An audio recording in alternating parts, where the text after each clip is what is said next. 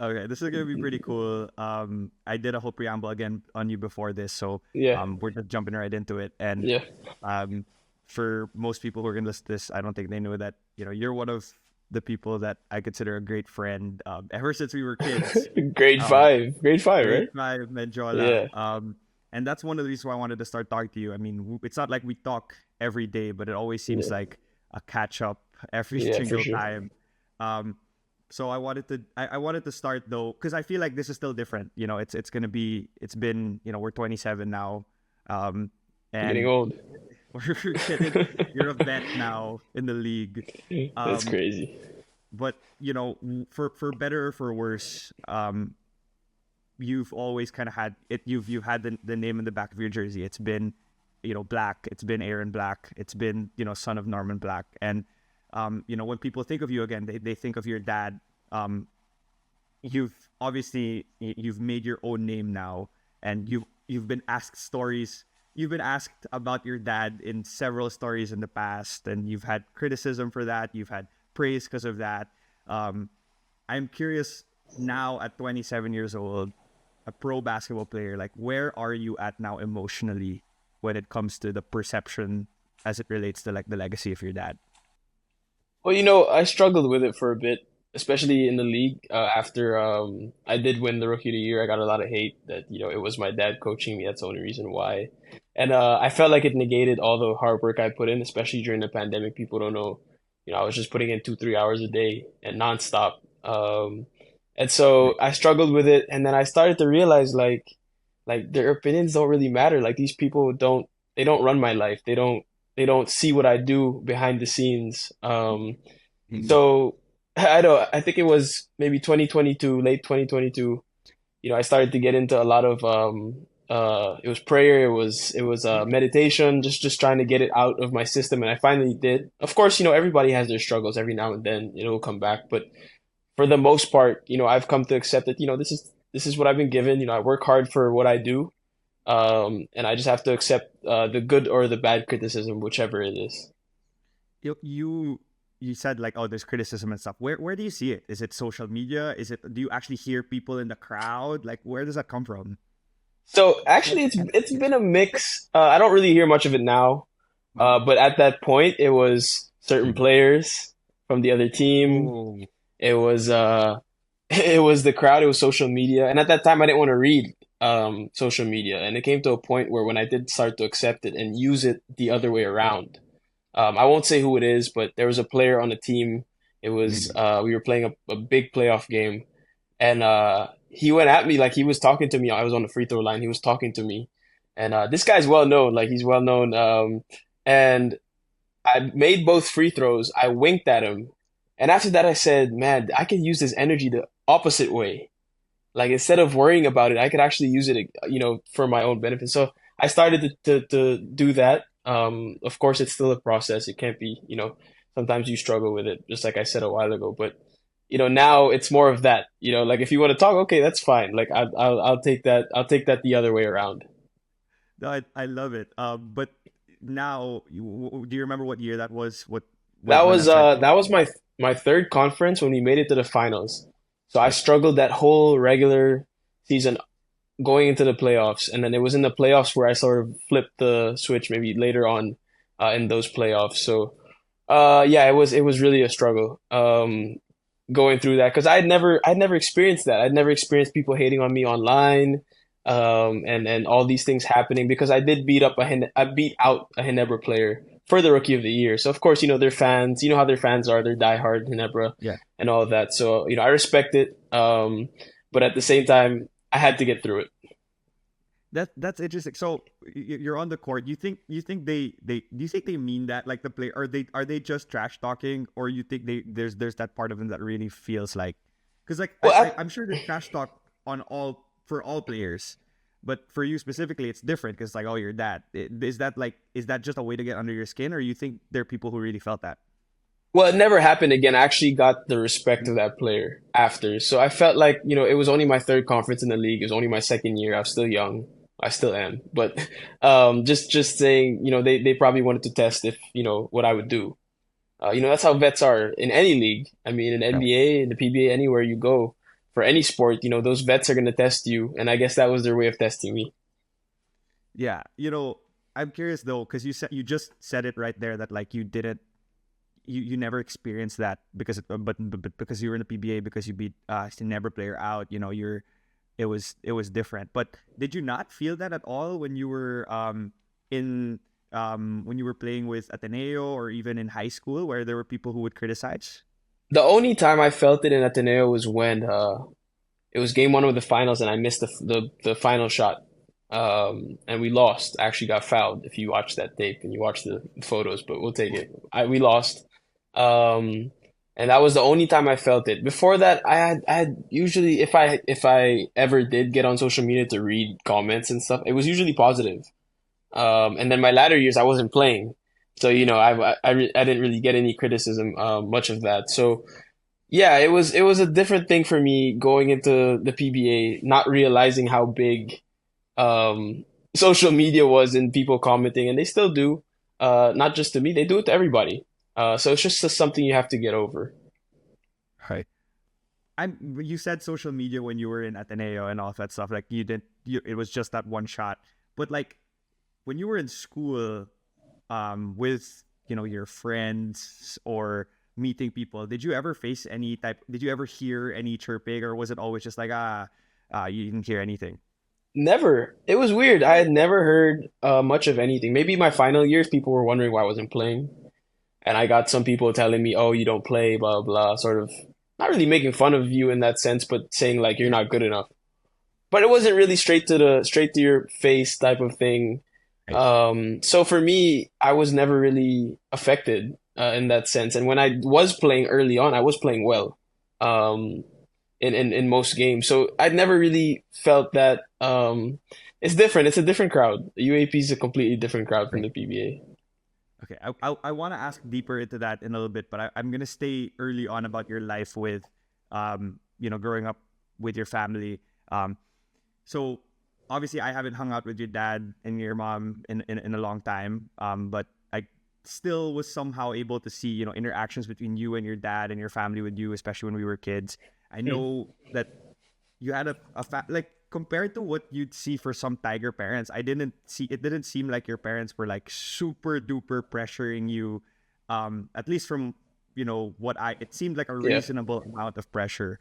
But of course that also doesn't remove the pressure of carrying the name on the yeah. back of your jersey. So can you describe what it felt like to grow up with that pressure? Was it a lot? Was it little? Like what did you feel? I mean, honestly, that I was never pressured. You're right.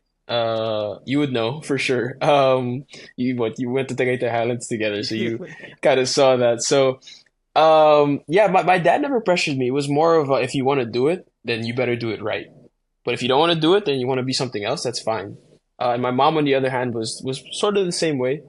They didn't want to see me get into something and be lazy about it, in other words. So if you are gonna play basketball and you're gonna be lazy about it, you might as well just focus on your studies and get good grades and do this and that. So that was more of the thing growing up for me. Never really felt the pressure of my name until probably high school when I was trying to get a scholarship to get to the college, so get to Ateneo College. Because of course, everybody's saying he coached there, he had 5 championships. Now you got to make the team. Now you got to do this and that.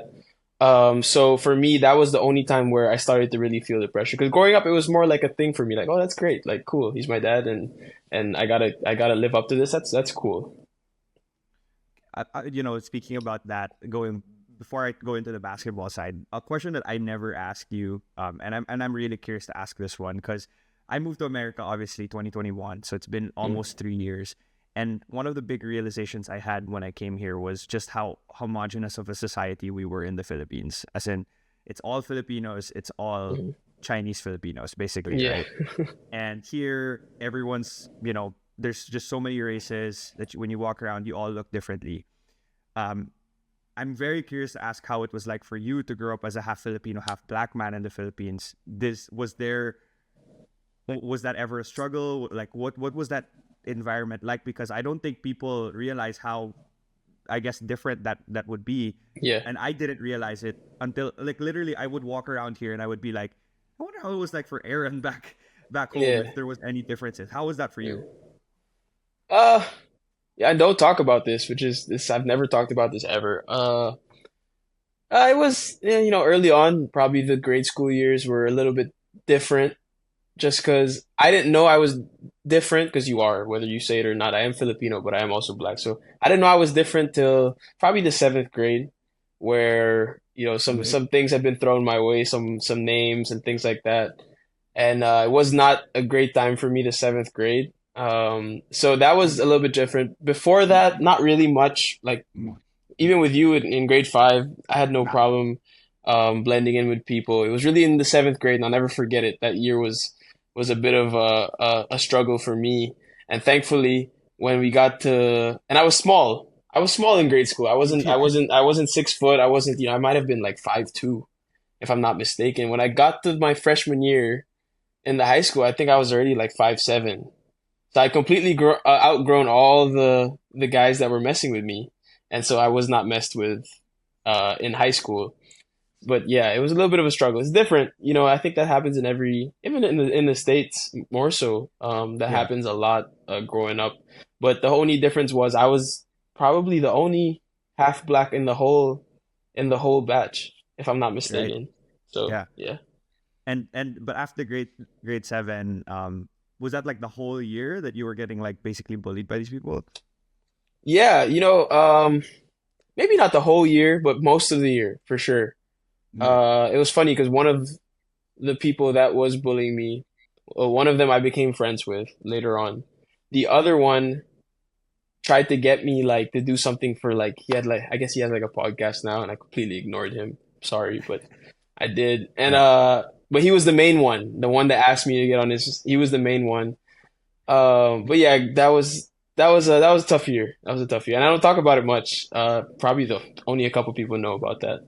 Yeah. I appreciate you for sharing because I think for me that was, this is one of the big things about this. Like again, coming here, I was like, I don't feel like I've read anything or seen anything about Aaron talk about this. But even me, like I said, like it never really occurred to me being your friend. Mm.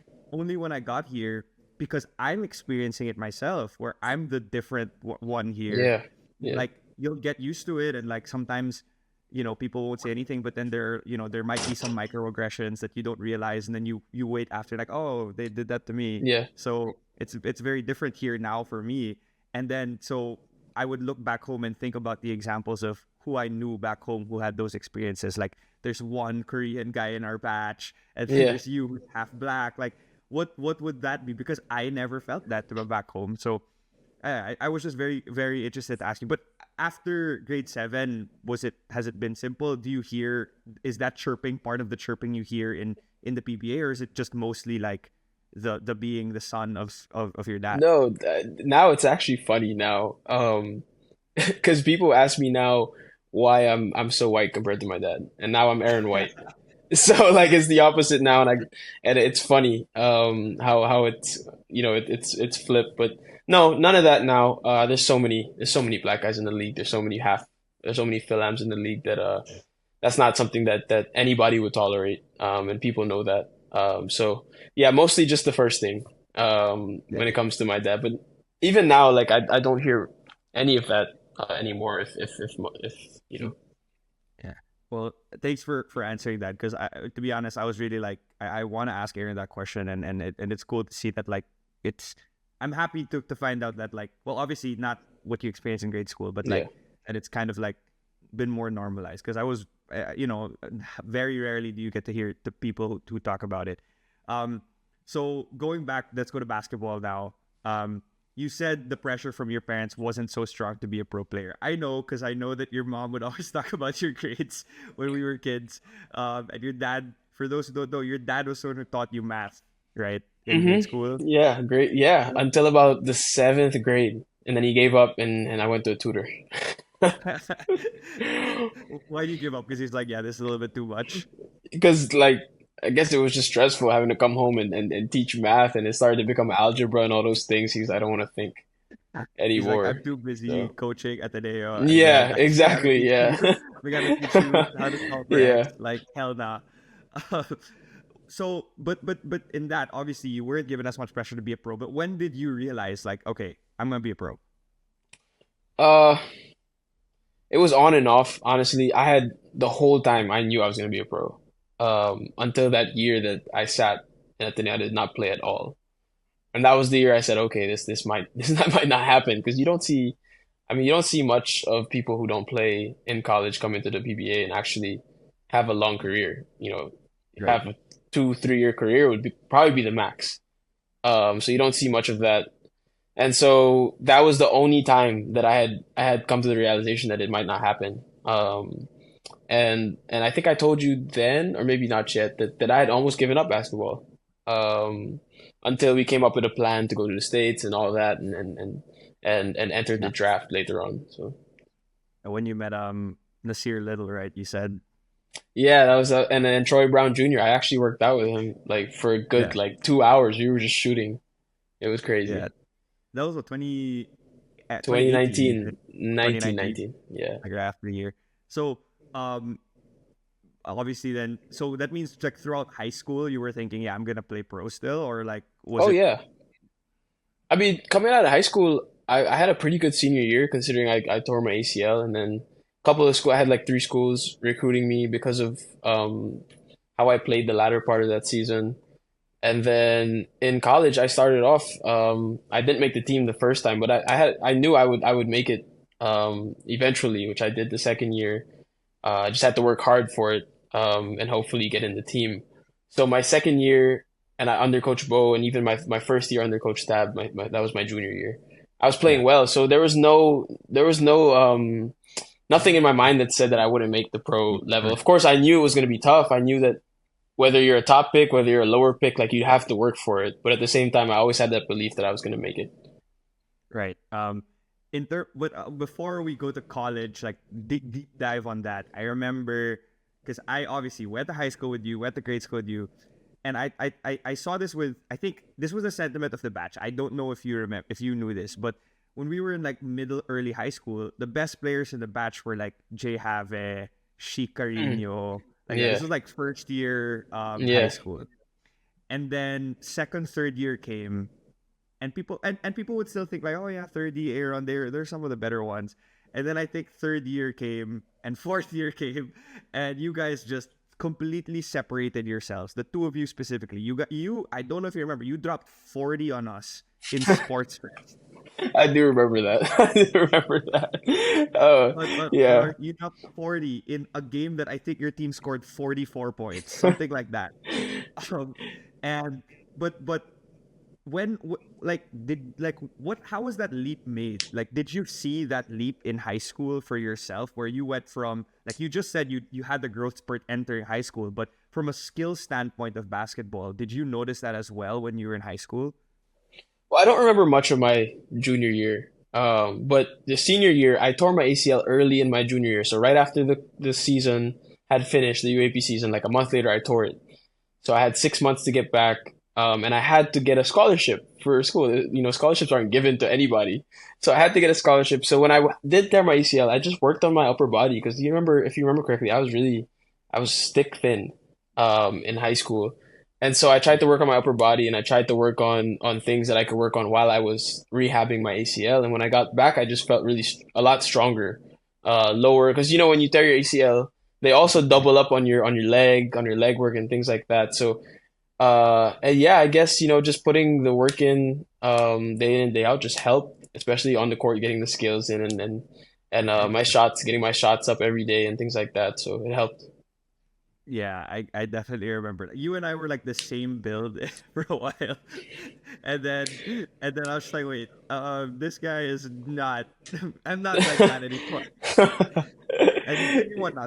You're 6'1" now, right? About 6 feet flat. Yeah, Yeah. So yeah. yeah, So that helped you out a little bit as well. yeah, for sure, for There. sure. Yeah. But quickly, you talked about injuries. You talked about your ACL. Um, before going to college, you dealt with some injuries in college as well. You obviously dealt with injuries now. I wanted to ask on that, like how, because when I got injured last year, I'm not an athlete, but when I couldn't walk for like a month, it was like tough. And to Yeah. deal with months of doing that and multiple times. I'm curious. how that's been for you and how it's progressed through the several injuries you've gone through. Well, yeah, I've had my share of injuries. The early one in high school, tearing the ACL, it didn't seem as problematic at the time because I wasn't driving. I had somebody Uh-huh. driving for me.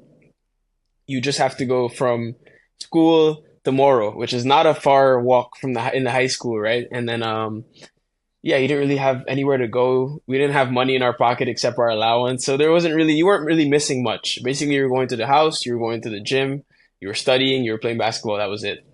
Um, and after that, I'd never really had a major injury that kept me out for a long time until what I thought was a major injury 2 weeks ago. So I thought my life would have stopped and I wouldn't be able to drive and things like that. Thankfully, that didn't happen, and I'm moving a lot better now. But yeah, injuries are tough. They're not like people. If you're not an athlete, or you've never gone through one, like you said, you just went through one, right? You don't really understand the mental barrier of having to come back. Because we have to come back. People say, okay, you can come back in 8 months from ACL, but those 8 months, like you're back, you're on the court, but are you really confident when you go into the basket that okay, I'm going to make this over this guy, I'm going to make this over Junmar, and things like that, or I'm going to make this over Japet Aguilar? It's different. So those 8 months actually mean 15. More than likely, like half a year later, that's when you're probably back in your rhythm. I just had a situation where last conference I was in and out of the lineup because I kept having this tendonitis in my knee. And it came to a point where I had a hard time going down the stairs. So it was that painful already. And it was hard to be on the court. You get your rhythm, and then 2 weeks later, now you're off the court again for another 3 weeks. When you come back, now you feel like you can't play with these guys. You can't play at this level. So it's definitely a mental battle as much as it is a physical battle. Yeah, and to do it multiple times, has it changed as time has gone on for you? Like, okay, kaya ko na to. I know how this works already. Yeah, well, when I did think that I tore my ACL a couple weeks ago, at first, of course, you're sad, you're crying and everything, and then my next thought was, okay, I have to attack this. I got to get back. I got to get back. So, compared to in high school, I got depressed because I was thinking I'm going to my senior year. I have to get a scholarship. I have to do this and that. And so I thought like I didn't know what was gonna happen moving forward with my career. So I guess it's a different mentality now going through all of that. And honestly, because I tore my ACL that first time, I started to appreciate studying. Because when I got to college, I was able to get into the dean's list a couple of times. I was able to Okay, have good flex grades, that. Flex basically. that right there. Yeah, as athletes, people think we're dumb. If you act, most athletes, if they actually want to study, we could actually do pretty well. Sometimes we're just lazy because we're tired from practice and things like that. But anyway, yeah. So I guess when you do go through injuries, it makes you appreciate certain things like outside of that. So I guess when you have to find those things when you do get injured, so find the positive in it because if you don't, you will get depressed like I was in high school. Yeah, no, and about the whole studying for athletes thing. That's one of the things I learned throughout college, where I was like, yeah, there's a perception that you guys don't study or whatever, and I realized I'm like, well, we're not waking up at 5 in the morning like you guys to go to training, and then Oh, we're we not had going to 6 to 9. It was 6 p.m. to 9 p.m. We get home at like 9:30, 10, and then we have to get up the next day for school. yeah. So it was not easy at all. Yeah, and I'm also just like, well, if I was tired as crap before, coming home to study, like I wouldn't be able to do it. So like I Yeah. understand that part of it, right? But speaking about school, so let's go to Ateneo again. 4 years on the team plus the 1 year before you joined the team. Um, you won two championships, so you didn't make it in season 77. Good, strong year for 78, 79. You got injured in 79, right? So it was like a up and down part. And then 80 and 81 were championships, but your minutes were a little inconsistent. So now we're, 2024, we're about 6 years since you left Ateneo. Um, and from the outside, and I think you would have described it to me as like a roller coaster that time there. Yeah. Um, how would you describe your sentiments towards your Ateneo career after it ended? And then now that you're like half a decade removed from it, how do you look back at it in comparison to that time? To be honest, right after it ended, I was pissed. I'm sure you felt that when we did the interview. Yeah, yeah. Um, and of course, you won two championships, and I'm super grateful for that. Not a lot of people can say they've won one, and I've won two, right?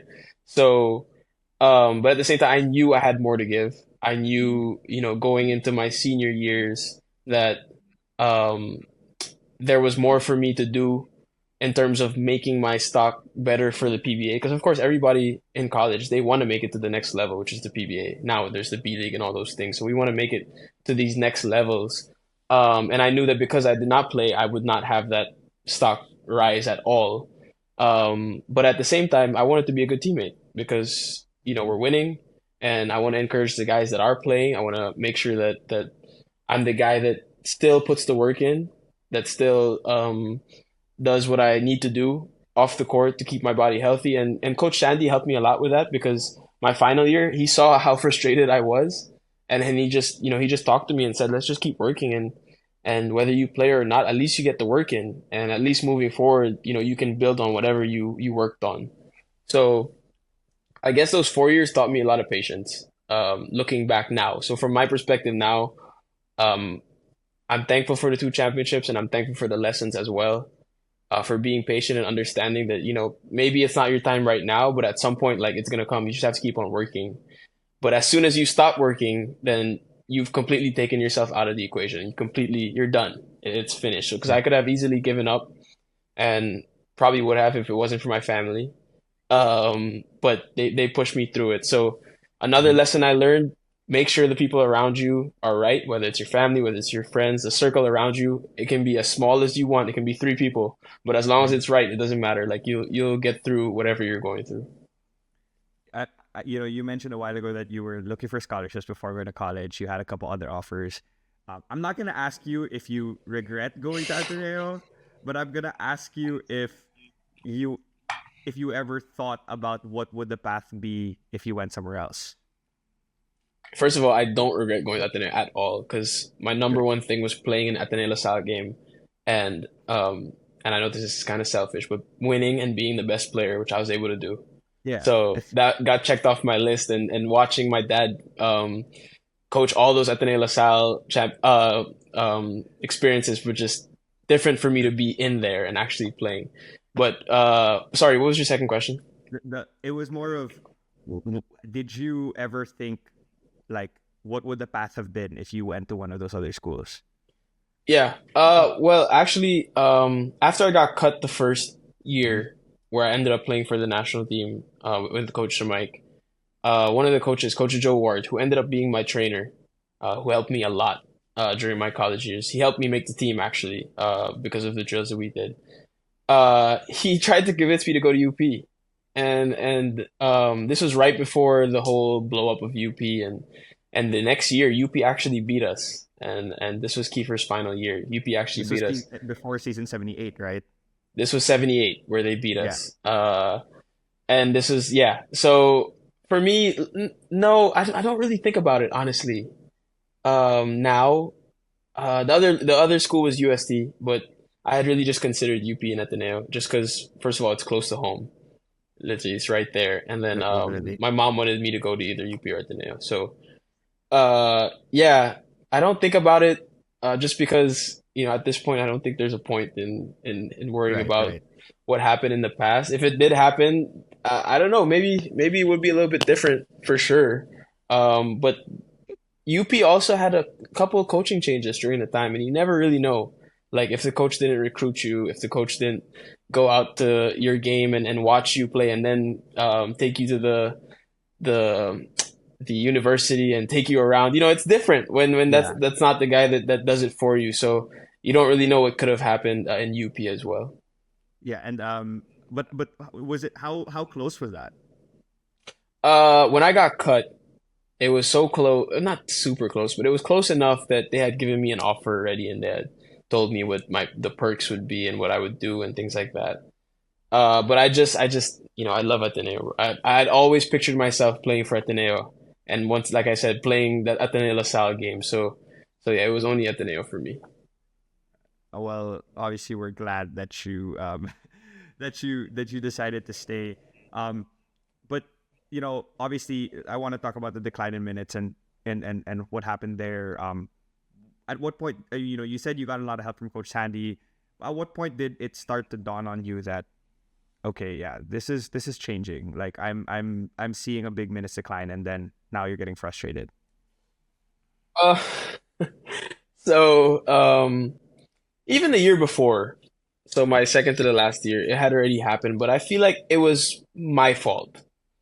I wasn't as on top of my game. I wasn't putting as much extra work in um, until maybe like the latter part with the playoffs already. That's when I started to play well, which was the playoffs.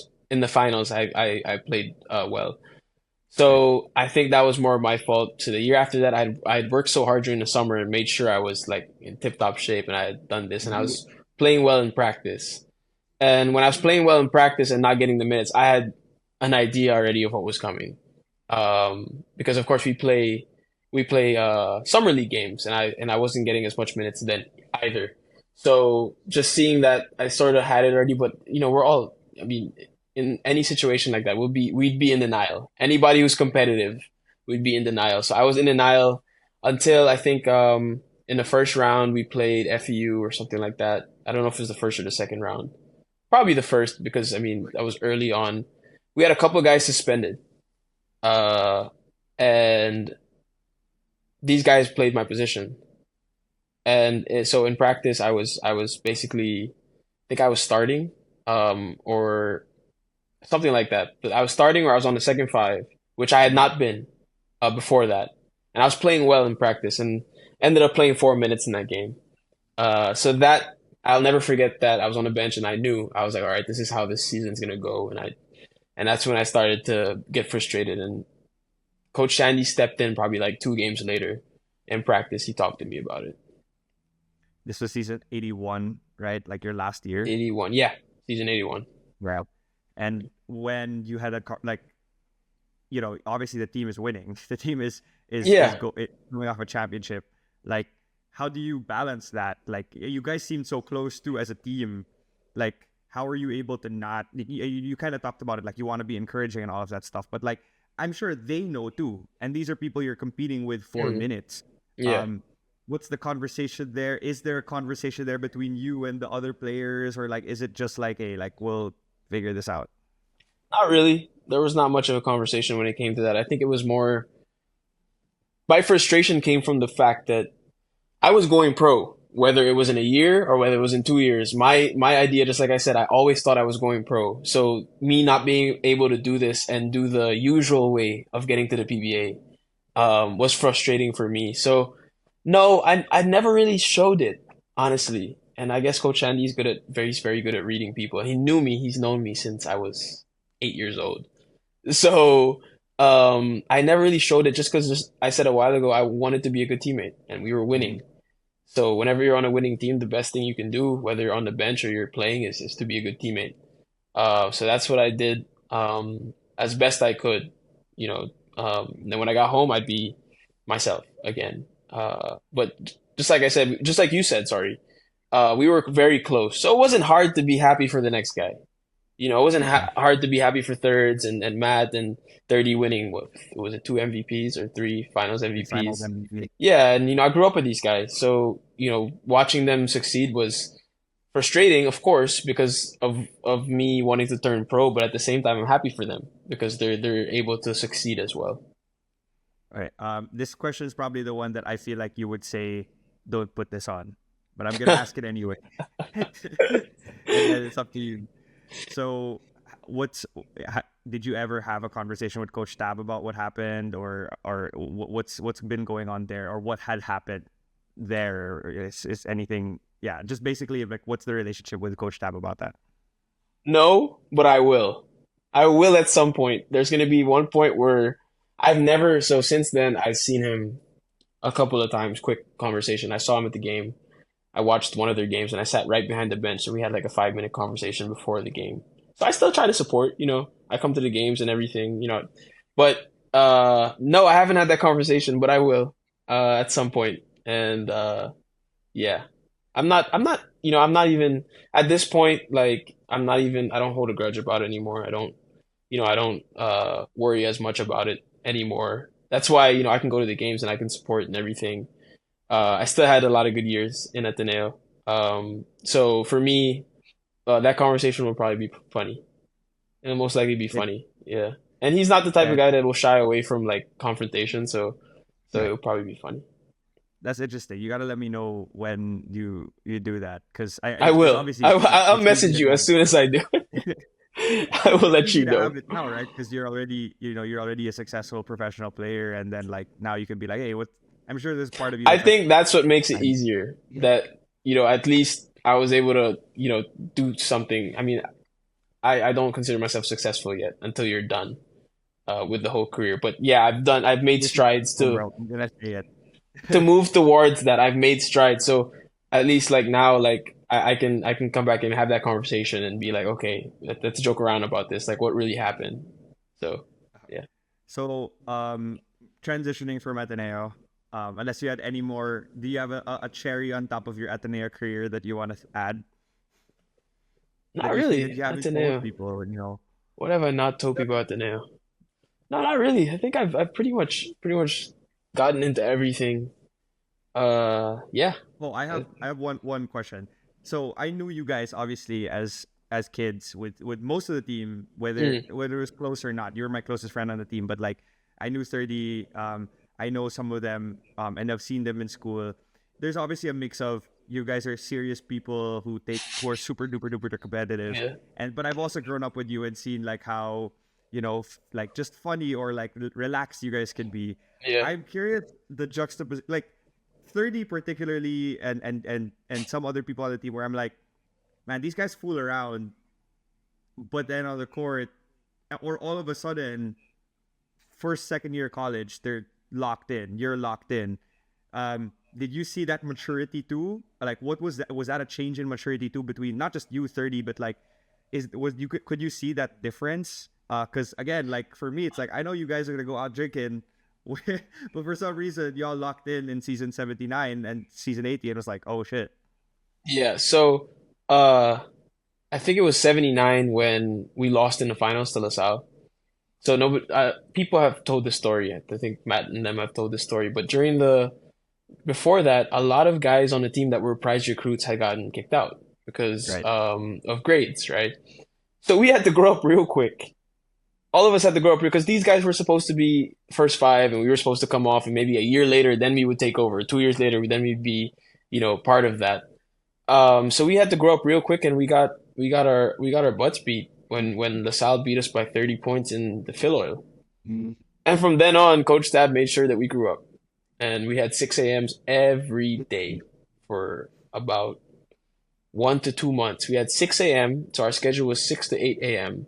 You go home and sleep however you can, and then we come back at 3 o'clock for 4 o'clock practice. So we go 6 to 8, and then 4 to 7 at night, and that was every day except for Sundays.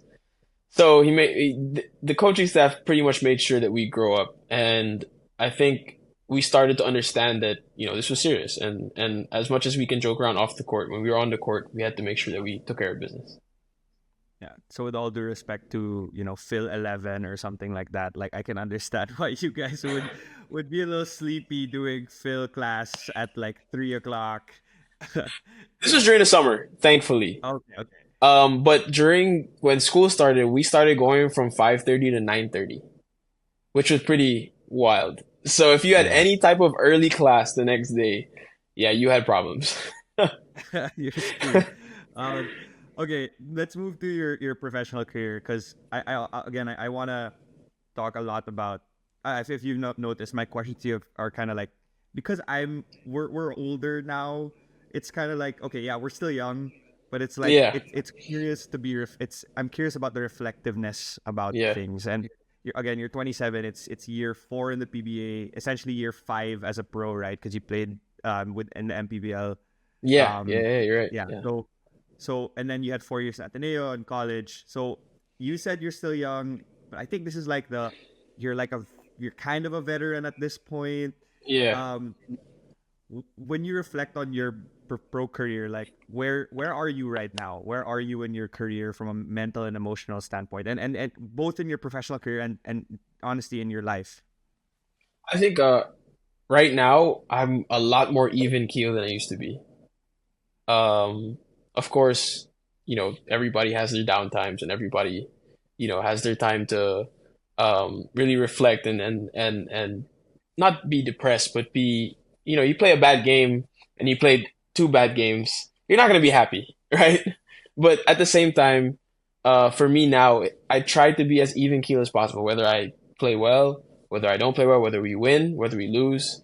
That's where I'm at. I think that's like the definition of a pro that every day you come to work, whether you're not in a good mood, whether you're in a bad mood, you still put the work in. Whether you're not feeling well, whether your body's not feeling well or it's feeling well, then you put the work in. And that's where I'm at right now. I think I really just rely on the work I put in.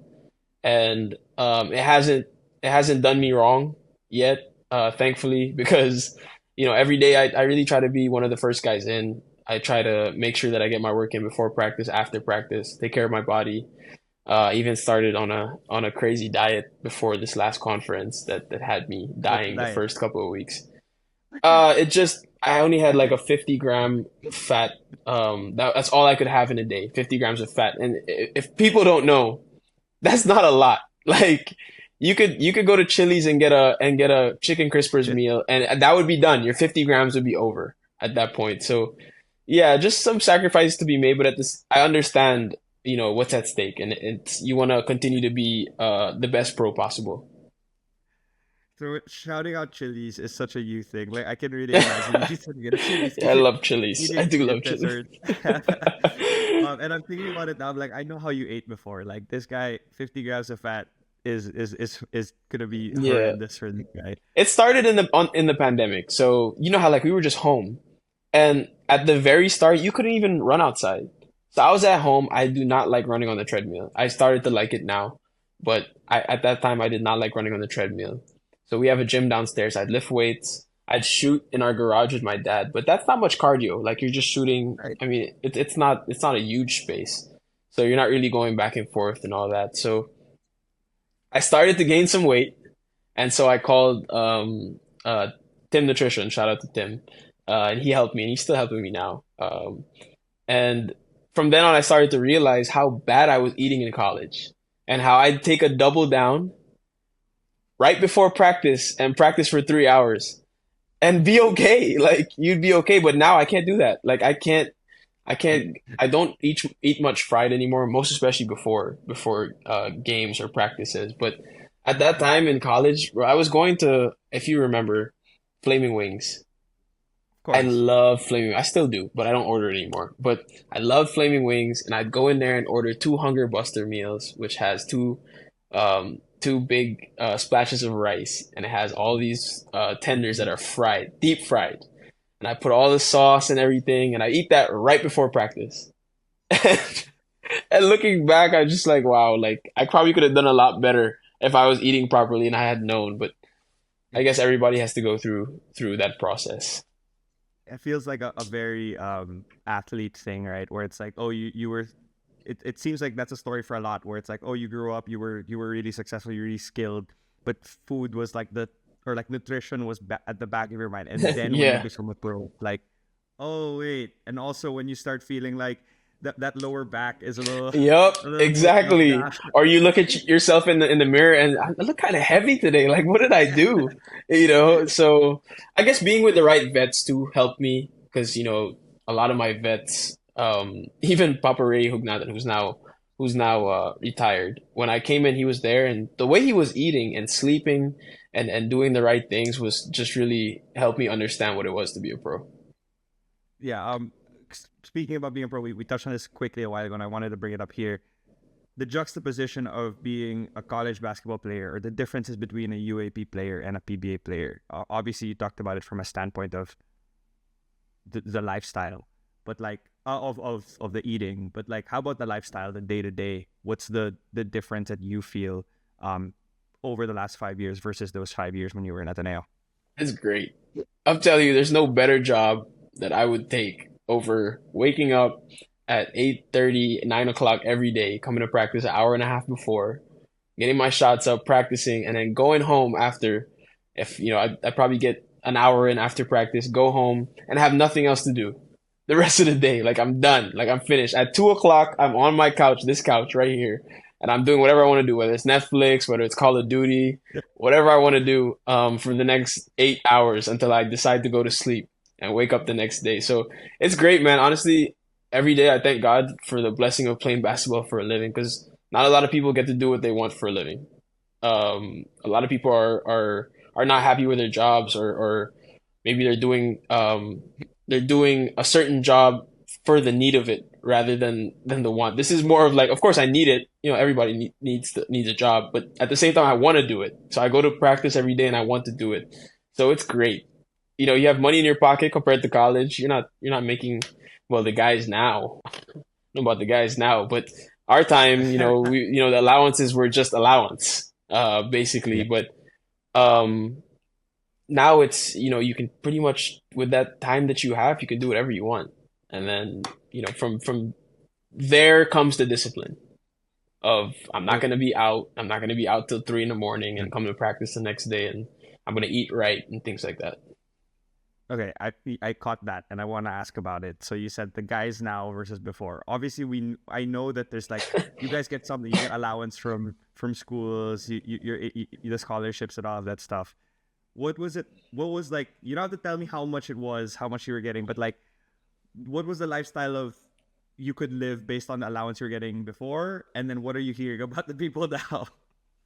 Well, thankfully I had some savings and my mom still gave me some allowance until maybe my junior year in college, excuse me. So that was fine, but you're not living like the guys now off of our allowance before. So I'm not gonna give you the exact number, but I wasn't even making five Yeah. digits. Okay. All right, and a lot of the guys on the team. I think maybe we had a couple of guys making five digits. Guys that were heavily recruited and had all these offers coming out of high school. Nowadays, you could live very well off of what they're giving as allowance, and good for them. I mean, for me, a lot of these guys come from families that don't have anything, um, and for them to be able to be in college still and actually help their families get out of that and get out of poverty is great. I think that's a great thing. I think the only problem comes is when other schools can't give it, right? And that's where people complain. But for me, I'm all about the player and I'm all about, being for the Right. player. So just the fact that they get to do that for their family is great.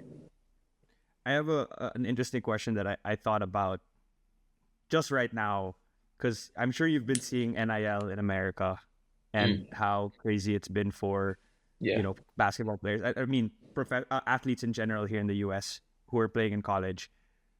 I don't know if you ever thought about going to America for college, but knowing how much they make from NIL, if would you know if that's an option, or like would you have considered that as an option, or have you heard of people who might have considered that as an option? Uh, I don't know. I never wanted to leave home. Uh, and that never entered my. I think I had a chance to go to a Div 2 team my sophomore year in college because I got cut. Remember, I got cut the first year. Yeah.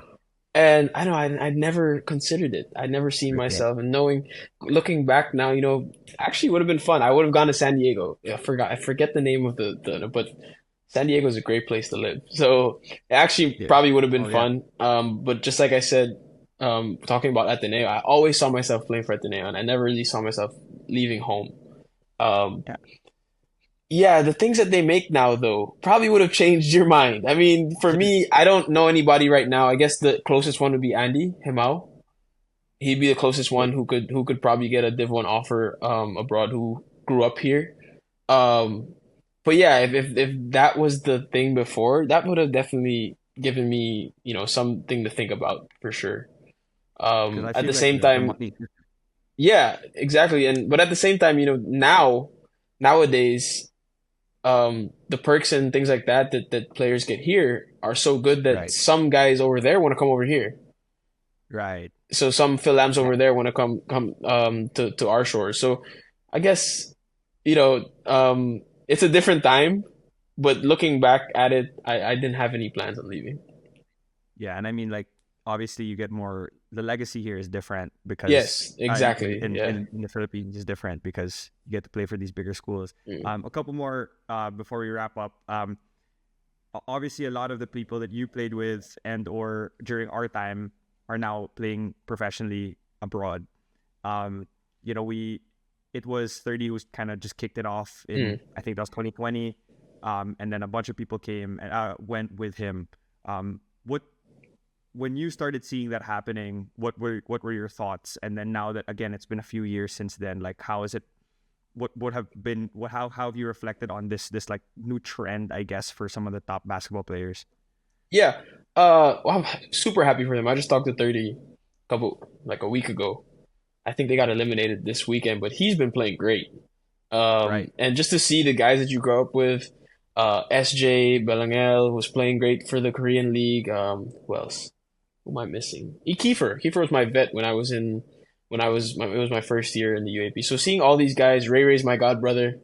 So just happy for them. Like that's a great way to open the door for other people. Not just to go overseas, but now that they're overseas, other people can shine in the PBA. And other people can come in and you could be a second round pick and actually, there's a lot of guys now. I think Nirmal from NLEX, he was actually working. Like he was working as a worker, I don't know where, construction worker, and he came into the league and now he's playing so well as a rookie. So you open up the doors for these guys to come into the PBA, and at the same time, those who do want to go abroad and try it out get that chance. And now thinking about it, like it would be cool to experience it. I love the PBA. I love, just like I said, I love what I do. I go to Morocco every day, which is like 30-25 minutes from my house, and I come home after practice, which is great. But just that experience of going overseas and playing that competition would just be, I think, a added, I guess, how do you say it? It's like an added, it's something on my checklist that I never had. But now it's added there. Like if it does happen, then that would be great. If it Well, doesn't, I'm really just happy for the guys that go over there. all right. So we're making a pitch right here. Aaron wants to play. No, no, no, Uh, no, yeah. no. I do. I mean, everybody does. I mean, if Yeah. I told you I didn't want to, people would say that I'd be lying in this interview. Right. Um, Right. and it's not even just about the money. Of course, the money is really good overseas, and with that, we don't play for that long. I mean, 8 years is a lot already for a basketball player. Like if you play for 8 years, you're happy. You're great. So if you can make as much money as you can to help your family in the future and not have problems and things like that, then that's really great. So I get it because it's like, as for me as someone who's moved abroad, it's also like that experience just a couple of Yeah. years, and you're never gonna have that, right, Mhm. for if you just stay home. So I can see how that would be. It's not even always about the money, like you said. It's just really like that experience in your Yeah. life. Um, I, I'm curious. You talked about PBA. So really quickly, like where do you see the PBA right now? Like, do you have any like what place do you think it's in? And moving forward, what do you want? What do you think you want to see from the league? Well, it's funny because we get bashed so much. And I was watching the game yesterday between Talking Tex and Rain or Shine. It was such a good game. My dad and I were sitting here and we were like, you know, it's good basketball. Like every single day you get good basketball. Terra Firma just beat San Miguel the other day. Of course, they ended up losing the last game, but still, it's good basketball.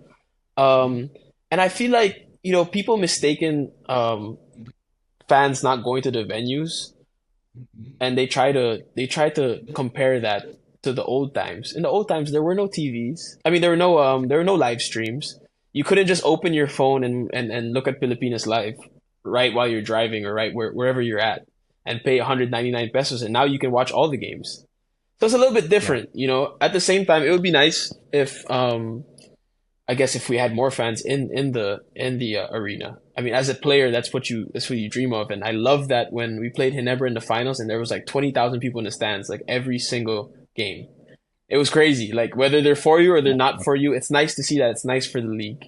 But at the same time, I think that all the bashing is unwarranted, just because when you do go to the provinces, it's packed, which just means that people are so used to us playing here. in Manila that, maybe not a lot of people want to make the trip over to Araneta, over to MOA, and things like that. And the Mm. new thing that Com Willie did to play in Ninoy Aquino, to play in different venues. I think in this series we're playing in Dasmariñas in game Yeah. three. If there's a game Okay. seven, we play in Batangas. This series against Ginebra. That's great because now like you get to go around and you get to really show the product to other cities that you'll never be at probably for the next 2 years after this. You'll never be there again. So it's gonna be packed and people are gonna go. Um, Moving forward, though, I mean, I see the PBA is still the best league in the country. I don't think that's going to change. I don't think, of course, like in every league, there are some things that can be improved for sure. Yep. But at the same time, all the best players in the country are here in the league. It's still good basketball, and I think us going around the country more and us going to these provinces and things like that will really help with the league moving forward. Yeah, I hope so too. Obviously, admittedly, I can't. It's hard for me to watch PBA here. The time difference is different. Yeah. The viewership is different. But like one of the things I noticed about being in America is just how big of a factor the regional emotional, like the investment is from Yes. geography and from the regional Yeah. parts. Like people who don't go to school X are gonna root for school X because it's the only school in their city or In the something like city, that. So exactly. Yeah. right, I feel like if you guys are able to kind of move around the country and have the kind of like build that, I'm sure that's going to be helpful. So, obviously I want PBA to be, bigger and successful. So hopefully it does. Um, but yeah, I mean, I think for the most part, I was able to, this was awesome, man, to catch up Yeah, with this you. is nice, bro. Um, Like yeah, it's always good when we catch up, for sure. for sure. And, like I said, like for me, it's, I want to be able to talk to people about things that they don't normally get talked about. I'm sure you've been asked these questions a lot too, but I'm glad you're able to share to me in a certain way. I've been trying to 30 said yes to talk to me, Yeah. but I think he was busy with his season, so He we're just gonna try to finished, ask so he'll you. probably have more time now. Yeah, So, he yeah. said yes, but I think it's more of not always not always seeing messages and stuff. So we'll get him Yeah. in. We'll get him Yeah. in soon. But yeah, hopefully when this comes out, people will be able to see this side of you. So appreciate you a lot, dude. But yeah, Aaron Black, Thanks pro for having me, man. basketball player, childhood buddy. Um, Yeah. all Tell that story right. about grade five when we played 3-on-3 and we lost the first one and my dad literally took every shot after and we beat them 25-0. I will never Is it? forget that. Yeah, Your face I will was like, never huh? forget. I will never forget. So for those who are still here at the end of this, going to Tagaytay Highlands with Aaron and his family, going through a training with you and your dad, and he said, "Let's take a break." And we went to get water, and I was dead. And I remember just like, I really need to get this water right now. And then we played this drill where we were taking, I think elbow jumpers, Mm. and you and I had to face each other, like count point, like count, like we were against each other. And you were up, it was first to four wins. I don't know if you know this, but you were up 3-0, and you totally sold the fourth game just so that I could win one game. I do not remember that. I Maybe do you not remember, remember that. I beat you in one game, and then you won the fifth one. And then I remember thinking like, that guy totally just. And then I asked you, he's like, yeah, I kind of, I got it, just sold it. So at least you gave me one, so I have it. But like, That was a good experience though. I'll never forget that. That was funny. That was funny. for sure, for Yeah. sure. But yeah, appreciate you for coming on, man. And Thanks for having me. we're Appreciate really it. excited to have this one out. So yeah.